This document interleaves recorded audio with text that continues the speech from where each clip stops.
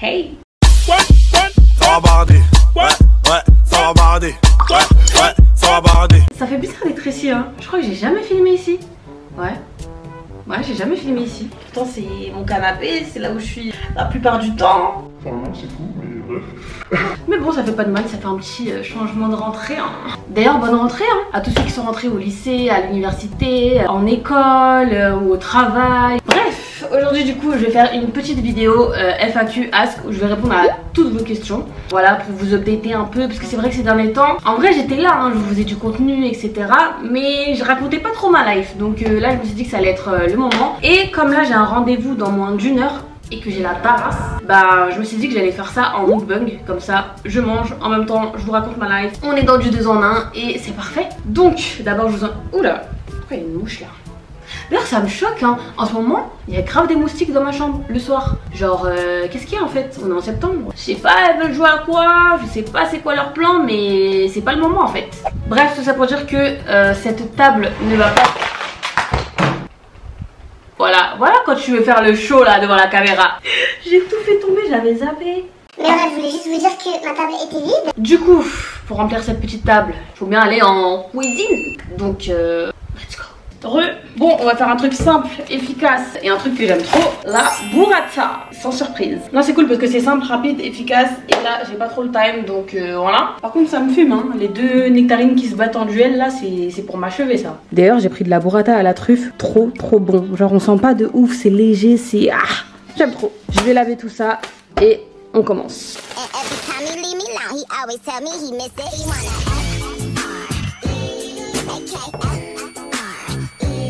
Alors ça, c'est le meilleur vinaigre balsamique du monde.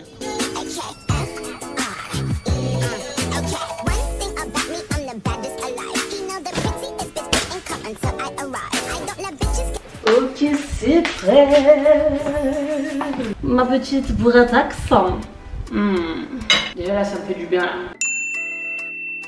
Alors première question, l'enchaînement de tous tes voyages ne t'a pas trop fatigué? Bah honnêtement si quand même hein. Mais je pense que quand t'as l'excitation en fait tu te rends pas forcément compte de la fatigue que t'accumules. C'est une fois que tu rentres chez toi que tu te rends compte que ah ouais en fait frère, repose-toi en fait.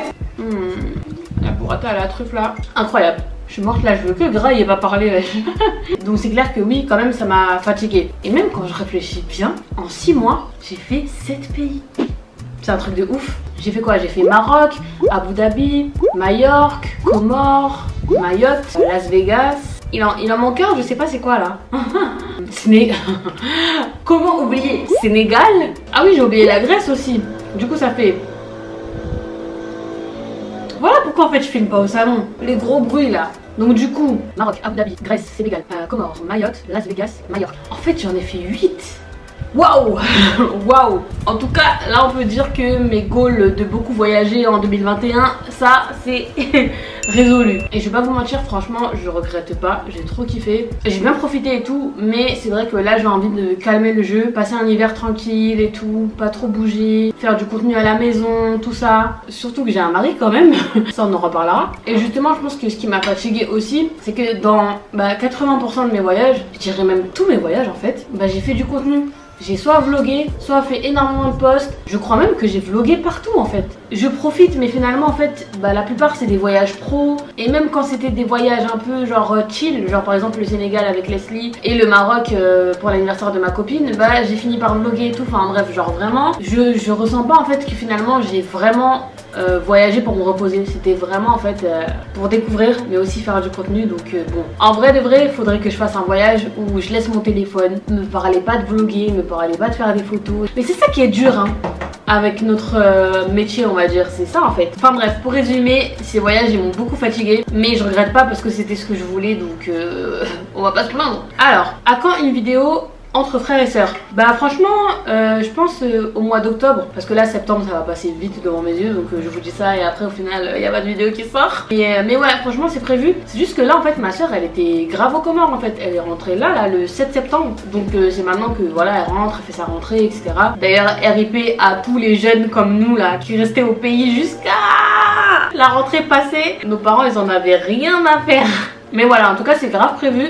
Surtout que là, pour la rentrée, franchement, j'ai grave des projets, grave des concepts, de vidéos et tout. En fait, j'ai vraiment envie d'animer ma chaîne. Genre, je sais que je peux faire encore plus de choses que je fais déjà. Donc là, c'est vraiment mon leitmotiv en fait de la rentrée, etc.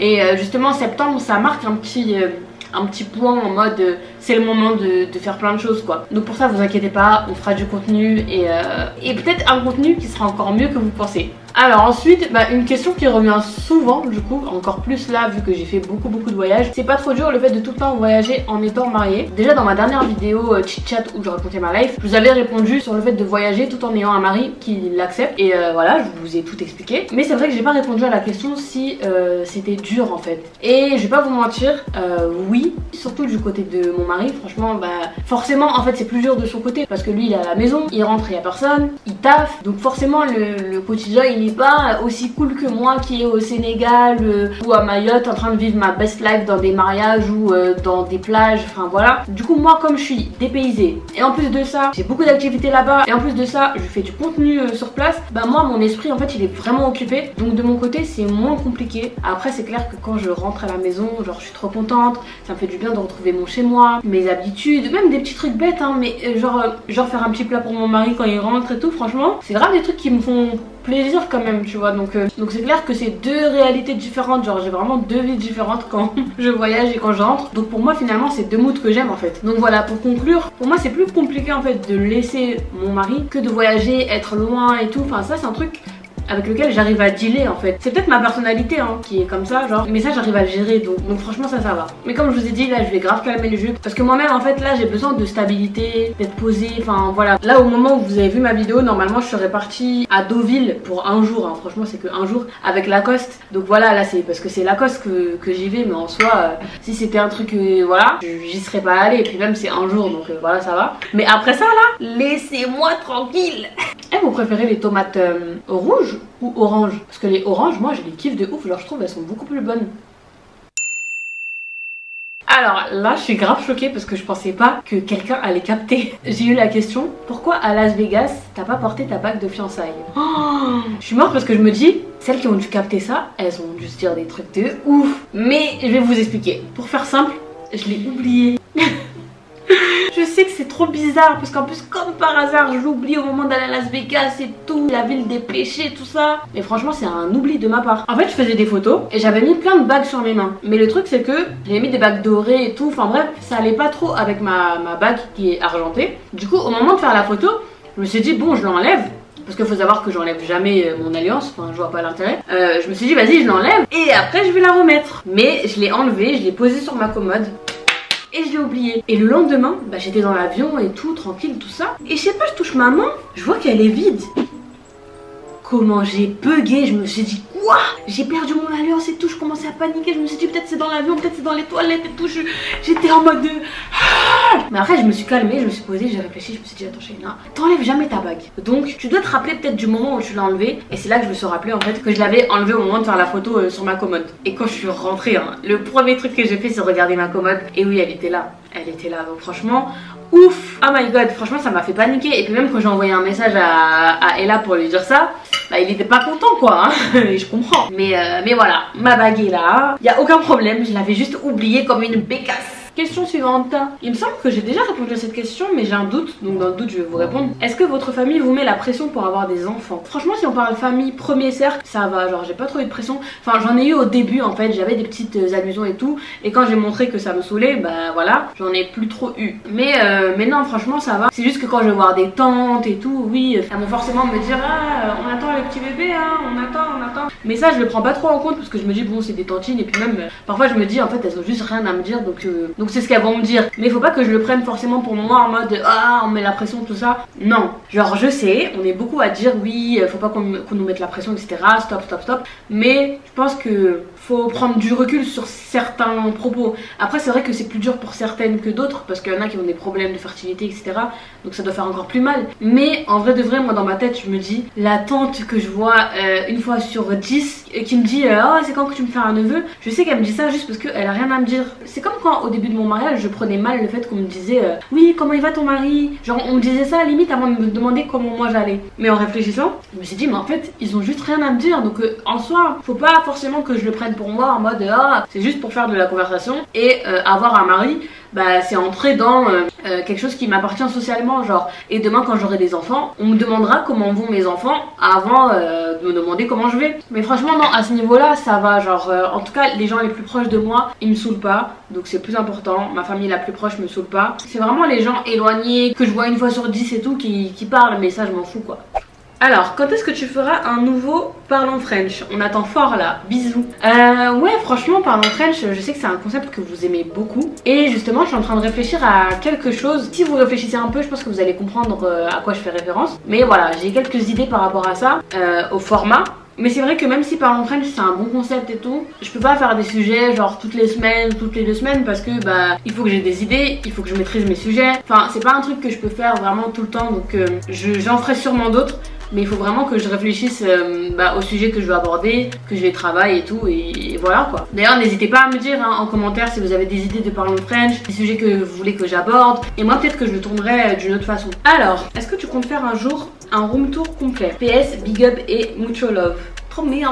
Bah là franchement j'y réfléchis parce que là dans pas longtemps je vais commencer à faire des vlogs où justement je finis mon appart et tout, genre vraiment je fais toutes les finitions. Par exemple derrière là il y a rien, on a toujours pas de table à manger, enfin voilà il y a plein de détails comme ça. Même ma pièce make-up je suis pas trop satisfaite, enfin j'ai envie d'en faire quelque chose qui me plaît vraiment genre. Donc comme je vais faire ça, bah c'est vrai que à la fin genre si j'ai un résultat de ouf j'aurais trop envie de vous montrer. Mais c'est vrai que quand on est entré dans l'appart avec Ella on en avait parlé, lui il est pas forcément pour que je montre notre appart, et franchement je le comprends parce que lui il est pas dans les réseaux sociaux et tout, enfin si un petit peu mais pas autant que moi, enfin lui il a ce côté où il veut préserver son intimité et tout, et c'est vrai que filmer l'appart de quelqu'un c'est entrer dans son intimité, ça c'est clair. Mais le truc c'est que moi en tant que créatrice de contenu je vois pas que le fait de faire un room tour comme montrer mon intimité ou quoi.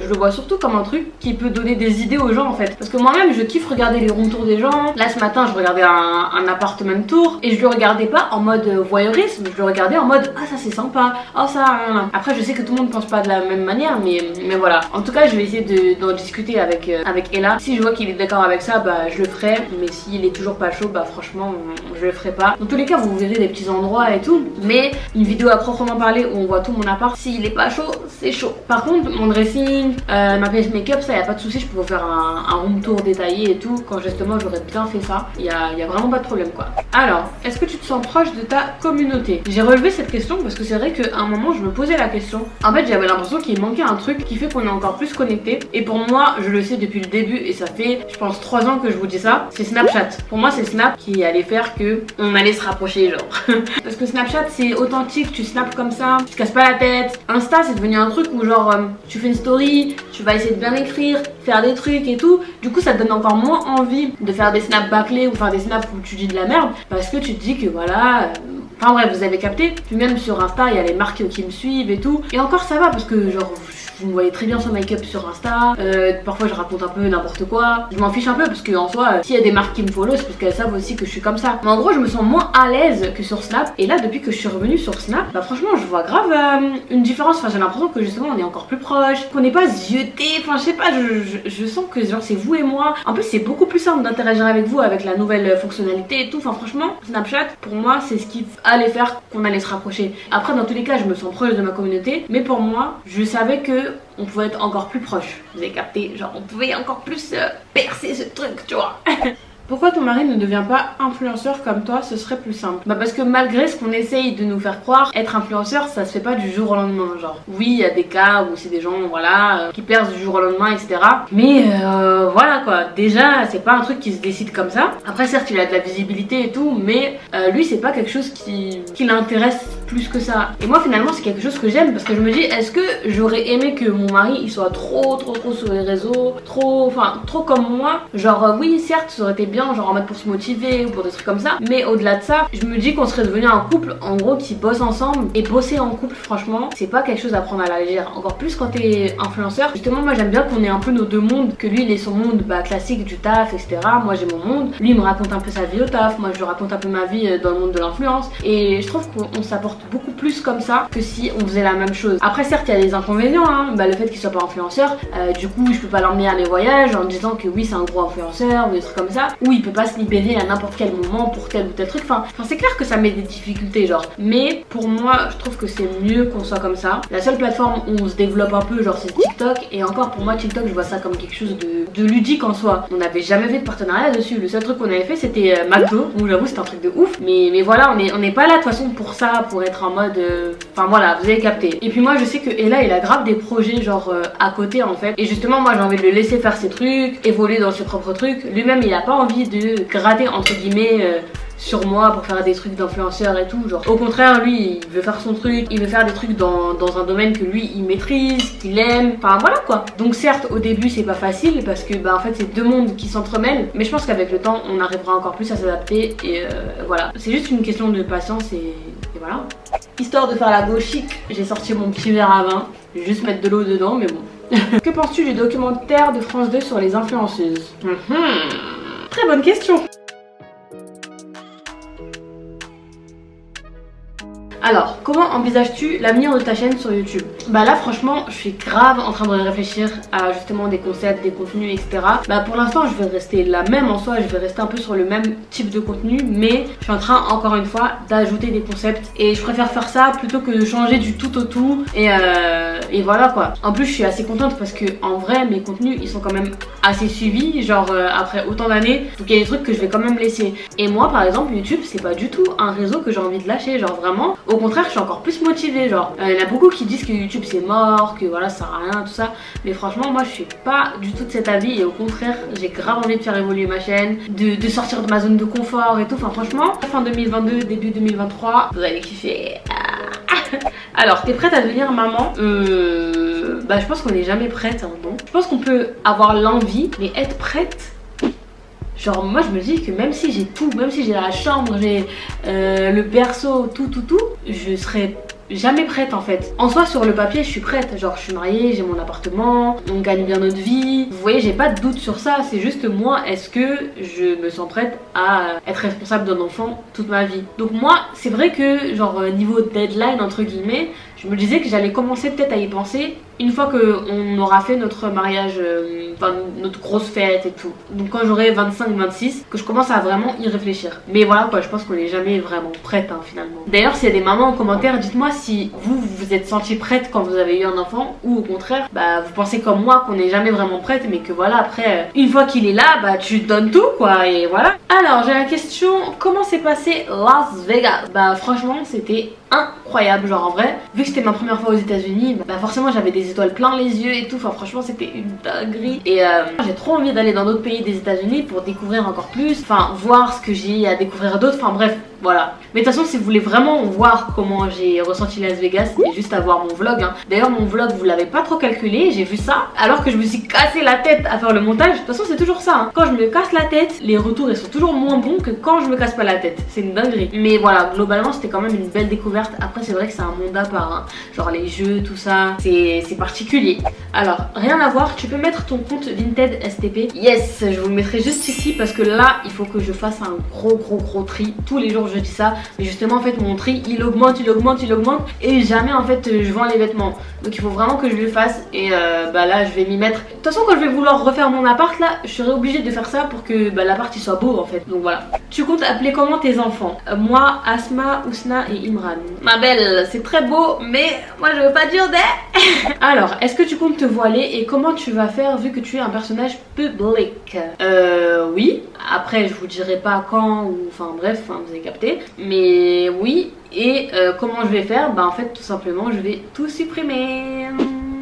Bah, je vais supprimer mes vidéos de ma chaîne YouTube, supprimer mes posts Insta, supprimer bah, tout ce que je peux supprimer sur mes réseaux, genre Twitter et tout. Et après demander aux gens de supprimer s'ils me voient, mais en soi je pourrais pas contrôler ce que les gens ils ont de moi quoi. Après je suis pas ambassadrice de quelque chose ou quoi, donc j'ai pas de contrat qui m'empêche de faire ça. J'ai pas forcément de trucs qui vont m'empêcher en fait de repartir à zéro. Juste des photos de moi qui vont rester sur internet parce que bon, je peux pas contacter toute la terre pour supprimer les choses. mais je vais faire de mon mieux quoi, et puis voilà. Mais bon, c'est vrai que ça, bah, justement j'y réfléchissais beaucoup, c'est même pour ça que je mets autant de temps à passer le cap, parce que bah, je sais que c'est, voilà quoi, c'est pas quelque chose à prendre à la légère. Et puis même il y aura aussi le comportement des gens à côté qui va changer, parce que j'aurai entre guillemets une autre image, donc les gens ils vont être beaucoup plus durs sur certaines choses et tout, enfin bref, voilà. Mais ça c'est clair et net, c'est pas un truc sur lequel je mets une option, genre en mode je sais pas si je vais me voiler ou non. Ça c'est un truc que je veux faire dans tous les cas dans ma vie, Inch'Allah. Alors pourquoi tu ne fais pas de collab avec le Black YouTube? Bah parce que je fais pas de collab tout court. Vous voyez même sur ma chaîne que je fais rarement des collabs, hein. Des collabs tout court j'en fais pas, donc me parler de Black YouTube c'est un peu... Enfin c'est un peu chercher un problème où il y en a pas, tu vois, parce qu'en soi j'en fais pas du tout. Mais justement je suis pas du tout fermée à l'idée genre de faire des collaborations, genre. C'est vrai qu'avant j'en faisais pas et tout, et puis même j'avais peur de ce truc de il veut profiter, elle veut profiter ou tout ça, enfin... Moi les trucs comme ça là, j'aime pas trop. Mais là justement j'ai changé d'état d'esprit à ce niveau là et je suis en mode c'est bon, genre j'ai 500 000 abonnés. Si j'ai envie de faire une collab avec quelqu'un, c'est surtout pour faire un contenu cool, faire plaisir à ma communauté, c'est pas pour gratter, enfin... Et justement si je vois qu'il y a des créateurs avec qui je peux faire des trucs sympas et tout, franchement je me ferme grave pas à l'idée. Et que ce soit Black YouTube ou pas Black YouTube, hein, parce que moi en vrai je suis un peu ouverte à tout. Je suis pas genre enfermée dans une niche ou quoi. Et je pense que c'est aussi pour ça que je suis autant suivie, parce qu'il y a beaucoup de gens qui s'identifient à moi. Petit aparté, mais même genre quand je marche dans la rue, en fait je me rends compte que ma communauté elle est tellement diversifiée. Bah, je vais avoir des Comoriennes comme moi, je vais avoir des Renois tout court, je vais avoir des Maghrébines, je vais avoir des blanches, enfin vraiment il y a de tout. Et c'est vrai que c'est là que je me rends compte que ouais en fait finalement je parle à beaucoup de personnes. Et voilà, en tout cas je ne suis pas fermée au collab, mais j'ai pas forcément eu l'occasion d'en faire, c'est tout. T'as commencé YouTube à quel âge? J'ai commencé à 18 ans. Oh my god. Et là en novembre, bah dans 2 mois ça fera 6 ans que je me suis lancée, c'est un truc de ouf. Alors y a-t-il des abonnés qui draguent Ella? Bah il m'en parle pas forcément, donc je sais pas. Mais c'est vrai qu'il m'a déjà dit que genre quand je suis en voyage, il y en a qui lui envoient des messages en mode ouais ta femme elle est partie et tout, moi je suis là et tout, enfin bref des messages un peu voilà. Mais sinon ça va. Après peut-être que lui il me montre pas pour me préserver, pour pas que genre je m'énerve ou que voilà. Mais c'est vrai que je mets pas trop le nez dedans. Mais connaissant les gens comment ils sont, je sais que voilà c'est arrivé. Et surtout quand il m'a raconté les trucs des messages quand j'étais en voyage là. Voilà quoi. Alors dernière question. Et la question je pense la plus importante. Comptes-tu créer ta marque, peu importe le domaine? Donc oui. Je vais pas vous dire exactement ce que c'est, vous donner plus de détails que ça, enfin voilà. Mais je suis sur un projet en tout cas, sur un gros projet. J'espère que ça va le faire, j'espère que vous allez être au rendez-vous, que vous allez kiffer. Et j'ai trop hâte. Et depuis en fait j'en parle pas parce que je me dis bon j'ai pas trop envie de me porter l'œil ou de parler et rien faire. Mais plus ça avance, plus là ça commence à prendre forme. Donc voilà, c'était aussi le petit truc que je voulais vous dire. Et j'ai trop hâte. J'ai trop hâte. Donc voilà, c'est juste pour vous faire un petit update sur ma vie et tout. Et voilà, n'hésitez pas à vous abonner, à liker, commenter. Pourquoi j'ai fait ça? Je me crois sur TikTok ou quoi? N'hésitez pas à commenter, liker, partager et vous abonner. Donc en attendant, on se dit à la prochaine et prenez soin de vous. Tchuss.